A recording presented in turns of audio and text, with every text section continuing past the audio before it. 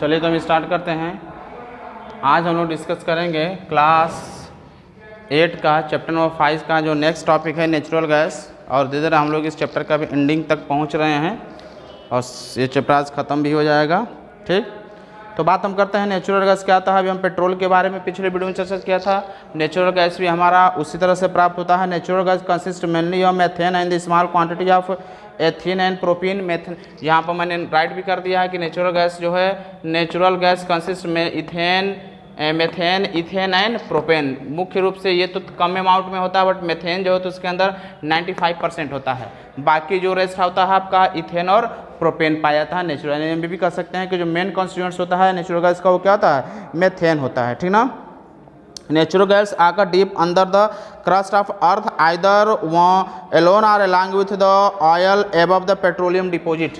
कारण natural gas जो होता है हमारा अर्थ के अंदर या तो अकेले पाया जाता है, कहीं कहीं पर natural gas simple natural gas ही पाया जाता है, कहीं कहीं जो पेट्रोल के साथ जो है उसके ऊपर जो है डिपॉजिट रहता है नेचुरल गैस, और वहाँ से भी हम प्राप्त कर लें। कभी कभी पेट्रोल के साथ पाया जाता है, कभी कभी ये अकेले नेचुरल गैस अर्थ के अंदर प्रोड्यूस होता है। जब नेचुरल गैस को जो है हम कंप्रेस करते हैं हाई प्रेशर के साथ, और कंप्रेस करके जब स्टोर करते हैं तो उसको हम बोलते हैं कंप्रेस नेचुरल गैस, जिसको हम शॉर्ट फॉर्म में CNG भी बोलते हैं। या आप जानते भी होंगे नाम, नहीं तो जान लीजिए। नेचुरल गैस को कंप्रेस करके रखा जाता है। ठीक, नेचुरल गैस जो हमारा होता है स्टोर करता है हाई प्रेशर और कंप्रेस करते हैं, जिसको हम CNG बोलते हैं।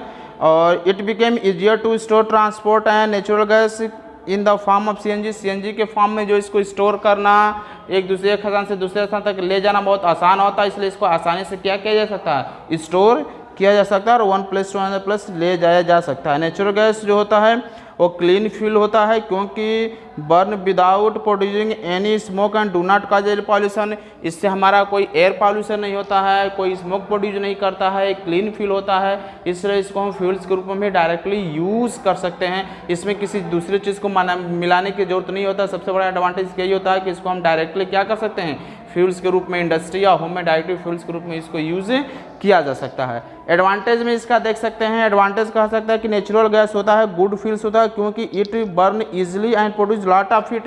ये अच्छा फ्यूल्स की तरह गुड फ्यूल्स होता है, प्रोड्यूस होता है लॉट ऑफ हीट, बहुत ज़्यादा हीट भी प्रोड्यूस करता है। और गुड फ्यूल्स इसलिए होता है क्योंकि ये पॉल्यूट नहीं करता है, कोई पॉल्यूशन सब्सटेंस को हार्मफुल गैसेस या स्मोक हमारा प्रोड्यूस नहीं करता है, जिसके चलते हमारा एयर जो है एटमॉस्फेयर पॉल्यूट नहीं होता है, इसलिए इसे गुड फ्यूल्स भी कहा जाता है। नेचुरल गैस बर्न करने पर बिना स्मोक का जलता है, एयर भी पॉल्यूट इसके नहीं होता। दूसरा इसका एडवांटेज है कि natural gas is completely fuel itself and can be used directly for heating purpose in the home and industry। और नेचुरल गैस जो होता है कंप्लीट फ्यूल्स होता है, इसको हम डायरेक्टली जो है हीटिंग पर्पज़ के लिए होम में या इंडस्ट्री में यूज़ कर सकते हैं। इसमें जो है किसी चीज़ को मिलाने की ज़रूरत हमें नहीं होती है। ग्रेट जो एडवांटेज होता है नेचुरल गैस का वो ये है कि सप्लाई किया जाए तो होम और इंडस्ट्री में through the network underground pipe के द्वारा and eliminated the need for additional storage and transport.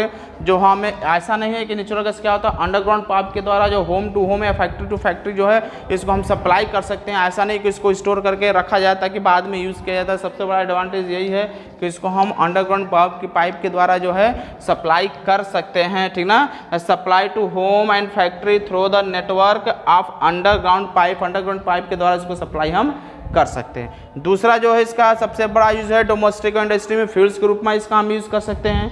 Natural gas का यूज थर्मल पावर प्लांट्स में इलेक्ट्रिसिटी जनरेट करने कर सकते हैं, तो ये भी कर सकते हैं। जनरेटिंग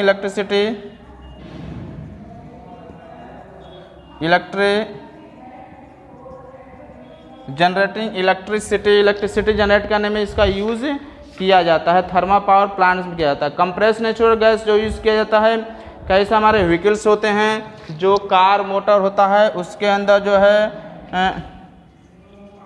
व्हीकल्स में भी इसका हम यूज़ कर लेते हैं। जो है चूँकि कंप्रेस करके जो है पेट्रोल और डीजल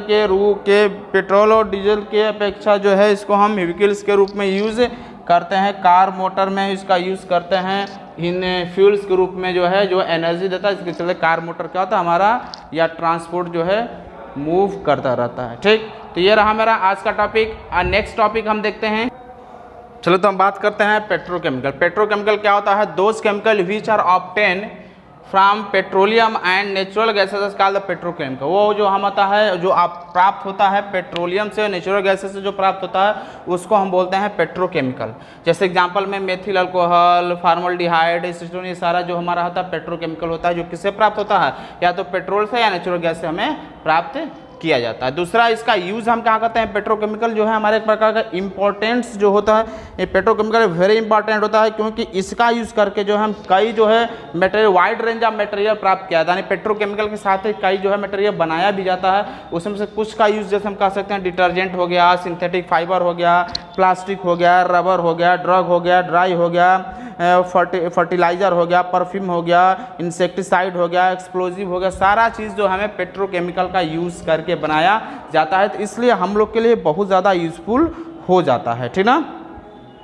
अब बात करते हैं energy resource on of the earth are limit. Energy का जो सोर्स होता है अर्थ पर जो हमारे लिमिट अमाउंट में होता है, इसलिए जो है हमें उसका यूज़ करते समय थोड़ा सावधानी बरतना चाहिए, क्योंकि कुछ ऐसे जो है हमारी सोर्स ऑफ एनर्जीज होते हैं जो लिमिट अमाउंट में प्रेजेंट होने के चलते अगर एक बार हम उसको यूज़ करते हैं और अगर वो एक बार ख़त्म होता है, पुनः उसको जो है प्राप्त करने में हंड्रेड्स, मिलियंस या मिलियंस ऑफ ईयर्स जो है एक्सपेंड हो जाता है, इसलिए जो हमें जल्दी प्राप्त नहीं हो सकता। जैसे अभी आपने पढ़ा पेट्रोल, कोल, नेचुरल गैसेस, जिनको हम फॉसिल फ्यूल्स भी कहते हैं, ये जो अर्थ के ग्राउंड के जो है अंदर से हमें प्राप्त किए जाते हैं। तो ये सारे जो फॉसिल फ्यूल्स होते हैं, नेचुरल रिसोर्सेज होते हैं, जो आसानी से या जल्दी हमें प्राप्त नहीं हो पाते हैं, इसलिए इसको यूज़ करते समय हमें जो है सावधानीपूर्वक उसका यूज़ करना चाहिए, ठीक।